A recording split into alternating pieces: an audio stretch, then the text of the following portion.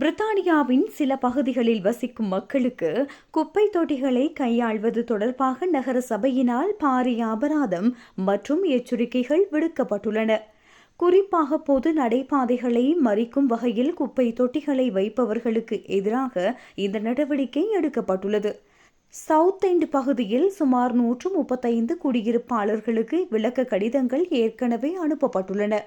தமது வீட்டு எல்லைக்கு வெளியே நடைபாதைகளில் குப்பை தொட்டிகளை அது வெறுமையாக இருந்தாலும் இல்லாவிட்டாலும் விட்டு செல்பவர்களுக்கு 80 பவுண்டுகள் வரை அபராதம் விதிக்கப்படலாம்.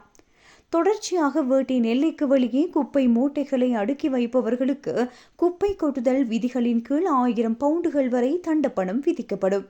இதுகுறித்து கருத்து தெரிவித்த நகரசபை உறுப்பினர் லிடியா ஹைட், பெரும்பாலான மக்கள் விதிகளை பின்பற்றுகின்றனர்.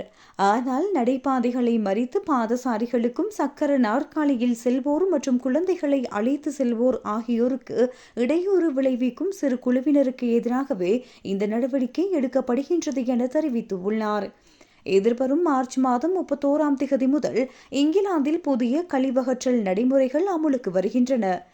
இதன் கீழ் ஒவ்வொரு வீடுகளுக்கும் உணவு கழிவுகளை சேகரிக்க வாராந்த சேவைகள் வழங்கப்படும். அனைத்து பகுதிகளிலும் ஒரே மாதிரியான மீள் சுழற்சி பொருட்கள் சேகரிக்கப்படும். எச்சரிக்கை விடுக்கப்பட்ட பின்னரும் நடைபாதைகளுக்கு இடையூறு விளைவித்தால் மட்டுமே அபராதம் விதிக்கப்படும் என அரசாங்கம் தெளிவுபடுத்தியுள்ளது.